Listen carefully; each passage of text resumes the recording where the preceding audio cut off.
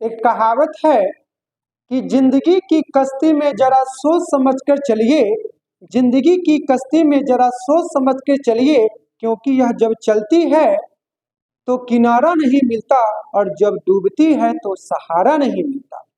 पिछले क्लास में जनाब हम लोगों ने पढ़ा था जैन धर्म के विषय में, और पता था हमें क्या भाई कि जैन धर्म में गुरु तो 24 हुए, लेकिन 24 में सबसे ज्यादा अपना महत्व रखने वाले कोई व्यक्ति थे।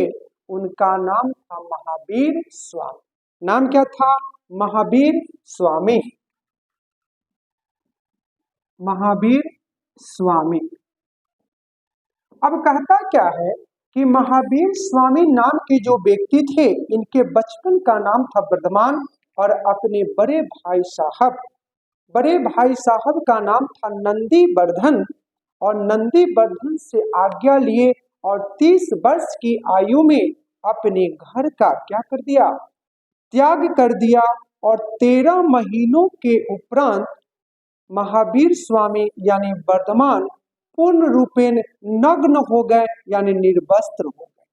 अब कहता क्या है कि निर्वस्त्र तो हो गए, उसके बाद ज्ञान की तलाश में महावीर स्वामी इधर उधर भटकने लगे, और भटकते भटकते कहाँ पे पहुंच गए? जृंभिक ग्राम के समीप। गांव का नाम क्या है जनाब? जृंभिक ग्राम के समीप पहुंचे, और वहां पर एक रिवर है, एक नदी है, और नदी का नाम है ऋजुपालिका नदी। और ऋजुपालिका नदी के तट पर जब पहुंचे तो पता चला एक वृक्ष है, और वृक्ष का नाम है साल वृक्ष। और वृक्ष के नीचे बैठे तपस्या आरंभ किया, और 30 साल की उम्र में घर का त्याग किया, और इस व्यक्ति को 42 साल की उम्र में क्या मिल गया? ज्ञान की प्राप्ति हो गई। उसके बाद जैन धर्म में सर्वोच्च ज्ञान को कैवल्य कहा गया। क्या कहा गया है? कैवल्य कहा गया है। अब महावीर स्वामी जो थे, यानी इनके बचपन का नाम था वर्धमान, और ज्ञान प्राप्ति के उपरांत इनको क्या कहा जाने लगा? यानी महावीर स्वामी। नाम क्या था बाबू? महावीर स्वामी। अब देखिए, इसी क्रम में जब इनको ज्ञान की प्राप्ति हो गई, तब वे अपने ज्ञान का प्रचार प्रसार करने के लिए बहुत सारे जगहों में गए और अपने जैन धर्म का प्रचार प्रसार किया। किसने किया होगा? महावीर स्वामी ने प्रचार प्रसार किया। करने वाले व्यक्ति का नाम क्या था? महावीर स्वामी। एक कहावत है कि थोड़ा सब्र रखो अभी इम्तिहान जारी है, थोड़ा सब्र रखो अभी इम्तिहान जारी है, वक्त खुद कहेगा चल अब तेरी बारी। यानी महावीर स्वामी क्या दिए? समय दिए, यानी सफलता वक्त मांगते, और इन्होंने वक्त को दिया, निस्वार्थ भाव से काम को किया, तपस्या किया। उसके बाद संसार में वर्धमान महावीर स्वामी के नाम से क्या हो गए? यानी प्रसिद्ध हो गए।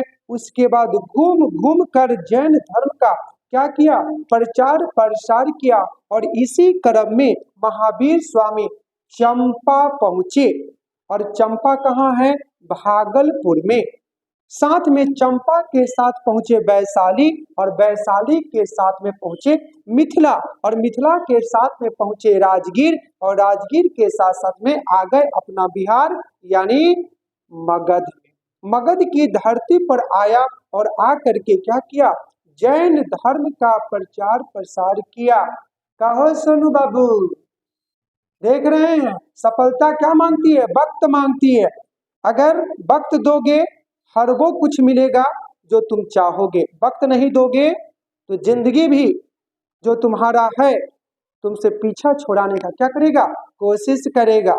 अब देखिए, महावीर स्वामी यहाँ तक पहुंचे, अपने जैन धर्म का प्रचार प्रसार किया, और प्रचार प्रसार करने के उपरांत क्या किया? यानी जैन गुरुओं में यानी तीर्थंकर में महावीर स्वामी का नाम क्या हो गया? सबसे ऊपर आ गया। क्यों? क्योंकि इन्होंने जैन धर्म में क्या डाल दिया? प्राण डाल दिया। लोगों के मन के अंदर में क्या डाल दिया? जागृति यानी चेतना डाल दिया। डालने वाले व्यक्ति का नाम क्या था? महावीर स्वामी। नाम क्या है? महावीर स्वामी। यानी एक कहावत है कि मन में उतरना और मन से उतरना केवल आपके व्यवहारों पर ही निर्भर किया करता है। यानी किसी के मन में उतरना है तो आपको अपने व्यवहारों में क्या लाना पड़ेगा? शुद्धता लाना पड़ेगा। और शुद्धता जब लाएंगे तो ही किसी के दिल में उतर करके आप अपनी पहचान बना लेंगे। अब देखिए, अब आगे की ओर बढ़ते हैं तो पता क्या चलता है कि जैन धर्म सांसारिक बंधनों से छुटकारा पाने के लिए त्रिरत्न अपनाने पर बल दिया था। किसने दिया था? महावीर स्वामी ने। कितना रत्न? 3 रत्न, यानी उसको कहा गया त्रिरत्न। कि हो खेदू जी, जैन धर्म में कितना? त्रिरत्न, 3 गो रत्न है। अब देखिए, पहला का नाम है सम्यक दर्शन, यानी हमेशा सत्य में क्या करना है? विश्वास करना है। जैसे हम लोग बोलते हैं सत्यम शिवम सुंदरम, यानी सत्य ही शिव है, शिव ही सुंदर है। किसने कहा? जैन धर्म का त्रिरत्न है। त्रिरत्न में पहला क्या नाम है? यानी सम्यक दर्शन। दूसरा का नाम है सम्यक ज्ञान। सम्यक ज्ञान कहने का मतलब है यानी वास्तविक नॉलेज, रियल नॉलेज। यानी ऐसा ना कि कोई आदमी कुछ पूछे, अब पूछा कुछ हो और जवाब दे रहे कुछ हो, तो सारा का सारा क्या हो जाएगा? काम ही गड़बड़ा जाएगा। अब ऐसा नहीं कि कोनो बुड़बक टाइप का लड़का रहेगा, कोनो मास्टर कुछ पूछ दिया तो कहेगा कुछ ही, सर जी आइए मैं रहरिये गच्छम। तो बुड़बक वाला बात हुआ कि सर जी मैं रहरी के खेत से जाता हूँ। वास्तविक नॉलेज होनी चाहिए।